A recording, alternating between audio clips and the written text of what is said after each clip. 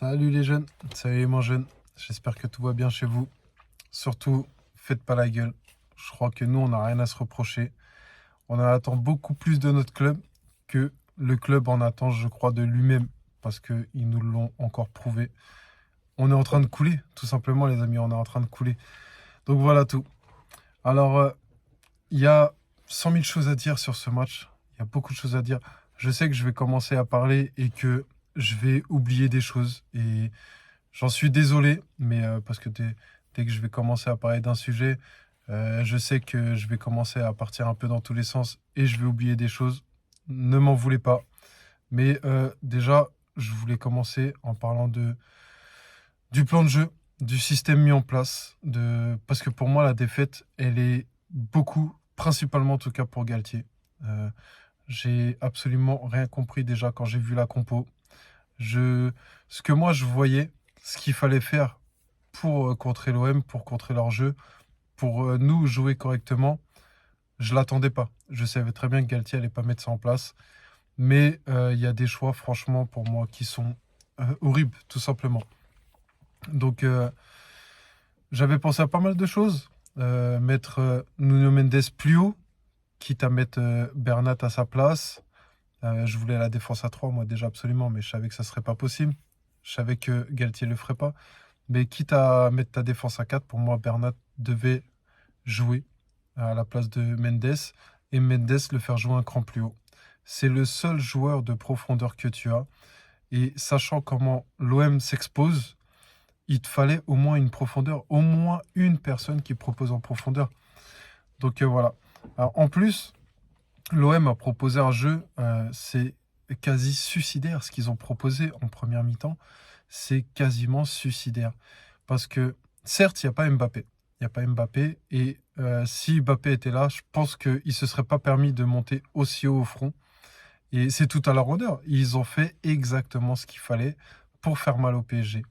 Et derrière, Galtier a fait exactement ce qu'il fallait pour faire mal au PSG. Voilà, tout simplement. Pour moi, je le vois comme ça. Déjà, mettre Ramos. Ramos qui n'a pas de temps de jeu dans les pattes, même s'il a enchaîné ces derniers temps, bien sûr.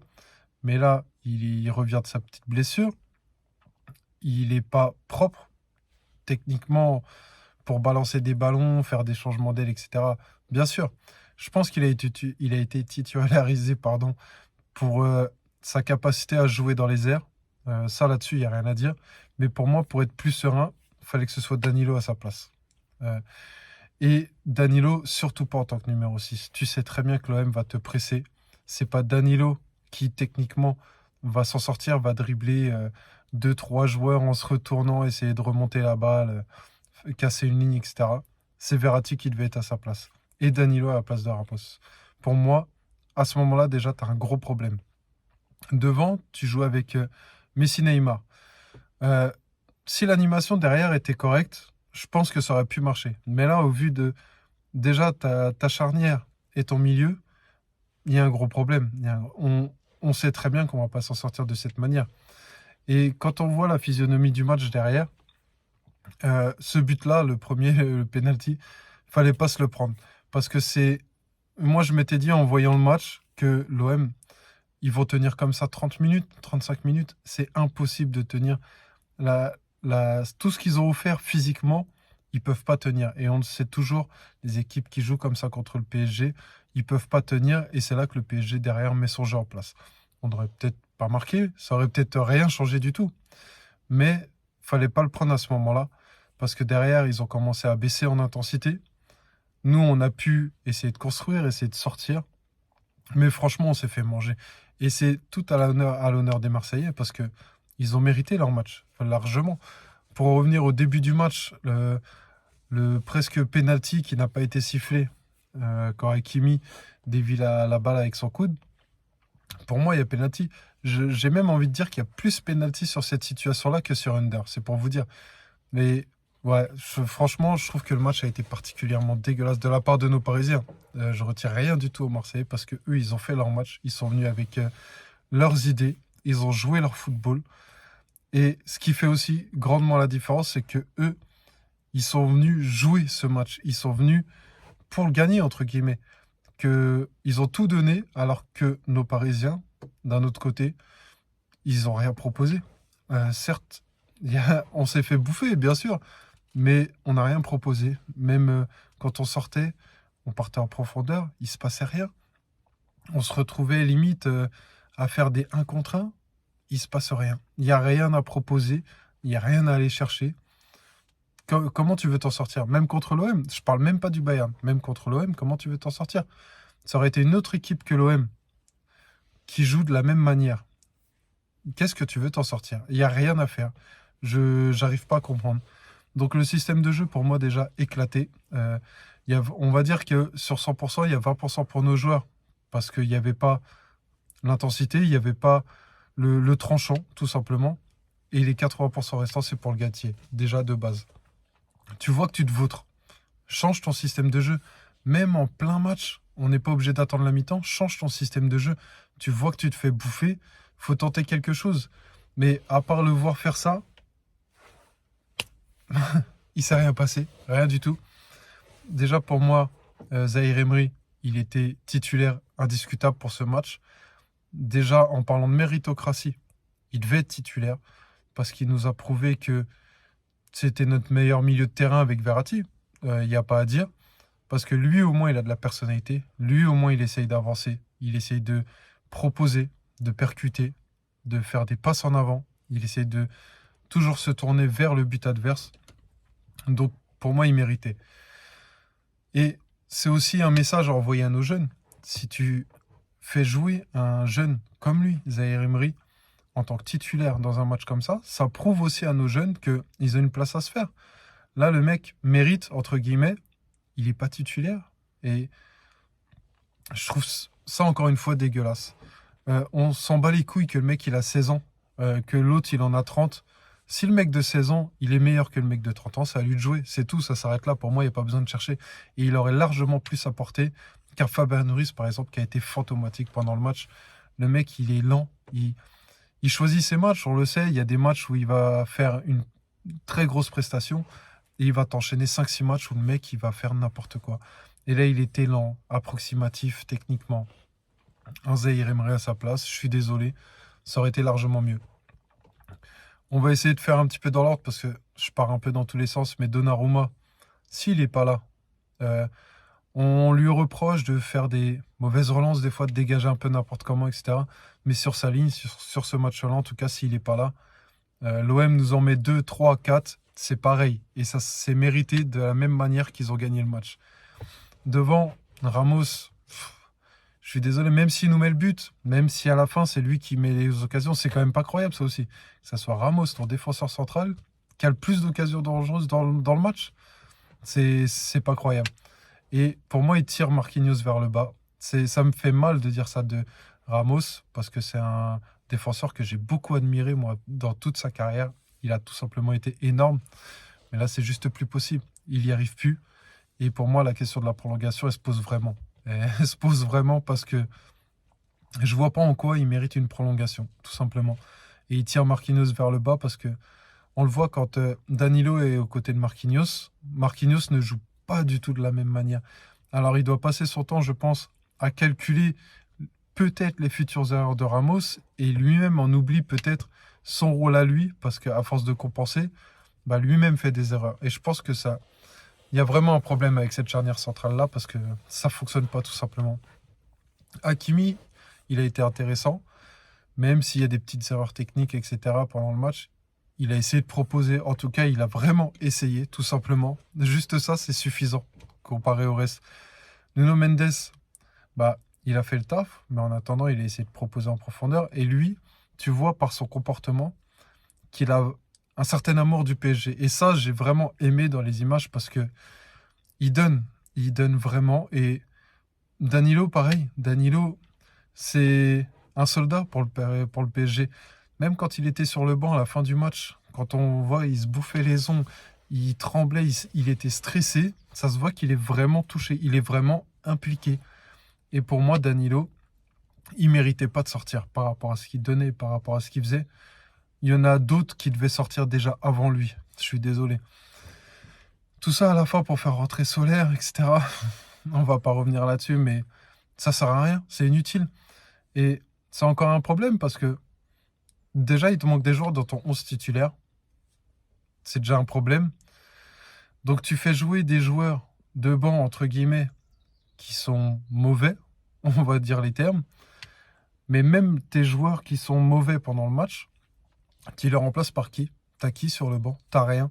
On n'a absolument rien. On peut même plus parler de problème de profondeur de banc parce que rien que dans l'équipe titulaire, tu as déjà un problème de profondeur. C'est pas croyable, c'est hallucinant. Enfin bref, Verratti qui fait un bon match tout de même. De toute façon, c'est Verratti, même en revenant de blessure. On a vu qu'il y a un petit moment où il a flanché un petit peu physiquement, il a manqué de souffle. Mais en tout cas, il a toujours essayé, il a toujours tout donné. C'est Verratti. De toute façon, on va pas tourner 100 millions autour de Verratti. Il est toujours comme ça. Donc Verratti, je retiendrai quand même un bon match. Par contre, Vitinha, pareil, numéro 10, pour moi, c'était une erreur. On sait que quand il a le ballon dans les pieds, quand il a le temps de jouer, il peut être super, Vitinha. Mais là, le balancer en tant que numéro 10, entre guillemets, dans un match à haute intensité, avec un pressing fort, c'était une erreur. Donc pour moi, on ne peut pas lui en vouloir à lui. Galtier fait une erreur déjà à ce moment-là. Et Messi, Neymar, même si Neymar a essayé, Neymar, il a essayé de provoquer, il a fait, en tout cas la première mi-temps, il a fait une très grosse première mi-temps parce qu'à chaque fois qu'il y avait danger, entre guillemets, il avait toujours un rôle à jouer dans ce danger-là. Par contre, Messi, je suis désolé, lui aussi la prolongation, elle se pose vraiment parce que il n'y a rien. Il a rien fait. Il essaye toujours de jouer dans l'axe comme le PSG le fait depuis le début de la saison, mais il n'y arrive pas. Il n'y arrive plus. Et on peut même pas dire que il y avait une grosse défense sur lui, il n'y avait pas une boîte sur lui ou quoi que ce soit. Il y a des moments où il avait de l'espace, il avait du temps pour jouer, etc. Mais il n'y arrive pas, tout simplement, c'est tout. Donc, mauvais match pour moi de la part de Messi, hein, tout simplement. Après, Kitike qui rentre, pareil. On a que ça sur le banc. Et c'est pareil, le petit, tu peux pas lui en vouloir, ça manque de temps de jeu. Ça manque de temps pour s'installer correctement dans l'effectif, etc. Donc, tu peux pas forcément tout lui jeter non plus sur le dos, mais c'est pas bon, c'est mauvais. Et le problème, c'est que t'as pas le choix. C'est le seul joueur que tu as pour jouer devant. C'est hallucinant. Par contre, les Marseillais, franchement respect, parce qu'ils sont venus avec leurs idées, ils sont venus avec leur jeu, ils ont assumé leurs idées jusqu'au bout, et ils sont venus avec l'envie, ils sont venus avec la grinta, comme on dit, et ils ont assumé jusqu'au bout. Même si à la fin, physiquement, il n'y avait vraiment plus rien, il n'y avait plus de jus, ils se sont repliés derrière, mais encore une fois, ça a bien défendu, ça a bien contré. Il n'y a rien à dire. Franchement, c'est totalement mérité. Et cette défaite-là, je ne saurais pas comment m'expliquer, peut-être forcément me faire comprendre par tout le monde, mais j'en suis limite content. Il y a des moments où vraiment, ça m'atteint énormément les défaites du PSG. Mais celle-ci, j'ai même pas perdu le sourire parce que j'en suis presque content. Parce que déjà, c'est bien fait pour leur gueule, tout simplement. Tu sors d'une compétition nationale, alors que sur le plan national, tu es le PSG, avec ce que tu investis. Les joueurs que tu as, je suis désolé, tu es censé tout gagner. Et là, tu te fais sortir par l'OM. Donc, c'est l'OM, forcément, ça leur fait mal. En tout cas, peut-être pas tous. Peut-être ceux qui ne se sentent pas concernés, ça leur fait pas si mal que ça. Mais dans tous les cas, c'est bien fait pour leur gueule. Donc, c'est maintenant qu'il va falloir réfléchir. Et même Galtier, j'avais des doutes, même si la personnalité, j'aime bien. Mais en tant que coach, j'avais des doutes pour le PSG. Et là, les doutes se fondent de plus en plus parce que il n'y a rien à proposer. Il a du mal à s'adapter. Et en Ligue des Champions, il n'a aucune expérience. Donc, qu'est-ce que tu vas faire en Ligue des Champions? Je me pose de plus en plus la question. Parce que même si on sort le Bayern, on se tape une autre équipe derrière. La Ligue des Champions, elle ne se termine pas après le Bayern, hein. Donc, tu passes contre le Bayern, que ça soit un miracle ou qu'on joue bien. Peu importe. Tu vas te taper une autre équipe derrière. Un autre système de jeu, une autre façon de jouer, etc. Au bout d'un moment, qu'est-ce que tu vas faire? T'as même pas de banc. T'as rien à proposer. Il se passe absolument rien. C'est facile en Ligue 1. Et encore, c'est facile. Même contre Toulouse, on galère. Mais en Ligue 1, c'est facile. T'as des joueurs qui, techniquement, sont énormes. Sur un coup de génie, ils peuvent te changer un match. Et le problème, c'est qu'à chaque fois, ça passe comme ça. Même sans faire exprès, tu gagnes. Mais maintenant, plus personne n'a peur de nous. Même en Ligue 1. Les mecs, qui viennent nous rentrer dedans. Et les jours comme ça, où t'as pas de coup de génie, que tu perds, et ben à chaque fois, on met ça sur la thèse de l'accident. Oui, mais le prochain match, on va revenir plus fort, on va s'entraîner. Non, cette année, il n'y a rien. On n'attend plus rien. Enfin, en tout cas, moi, j'attends plus rien. J'attends plus de miracle. J'attends pas qu'on remonte la pente. C'est fini. Parce que on en est incapable, tout simplement. On aurait un club avec des, des gros joueurs sur le banc, par exemple, ou des joueurs moyens bons sur le banc. Le problème, c'est que les moyens bons, même voire plus moyens, ils font partie du 11 titulaire. Donc on n'a rien à attendre de plus. On peut pas faire tourner. On peut pas donner de la confiance à nos jeunes, par exemple. On les fait pas jouer. Donc en n'attendant plus rien, en tout cas, du PSG. Et s'il se passe quelque chose de bien, tant mieux, on s'en réjouira. Mais là, je crois on court dans le mur, tout simplement. Et nous, supporters, bah, faut pas qu'on soit touchés. Faut qu'on se prépare à l'avance parce que pour moi, ça va être dégueulasse, tout simplement. Et Galtier, encore une fois, on fera sauter peut-être un coach, peut-être trop rapidement. On n'aura pas de stabilité. Mais je crois que ça fera pas l'affaire. Honnêtement, je crois que ça fera pas l'affaire. Enfin voilà, les amis, il y a encore plein de choses à dire. Mais en tout cas, on va s'arrêter là parce que ça fait déjà longtemps. Euh, Félicitations aux Marseillais. C'est totalement mérité. Il n'y a rien de volé. On... Il y a certains supporters qui aiment bien se cacher derrière l'arbitrage ou les faits de jeu, ou etc. Là, il n'y a rien à dire. C'est totalement mérité à 100%. Donc, encore une fois, félicitations aux Marseillais. Continuez votre parcours et faites-nous mal aussi en Ligue 1. Parce que le PSG, je crois que les joueurs, en tout cas, et la direction, a besoin de se faire bouger le cul. Et que ce soit Lens, Marseille, peu importe qui, faut qu'il y ait quelqu'un qui nous rentre dedans parce que là, c'est juste plus possible. Ils en sont largement capables et les mecs branlent rien. Donc, faut que quelqu'un nous rentre dedans, tout simplement. En tout cas, les amis, on se retrouvera pour Monaco, en espérant que contre Monaco, il se passe quelque chose, parce que là, j'en peux plus. Donc, on se retrouvera pour en discuter tranquillement. En attendant, gardez le sourire, prenez soin de vous, prenez soin de vos proches. Et qu'est-ce que vous voulez que je vous dise? Allez, Paris quand même. Ciao.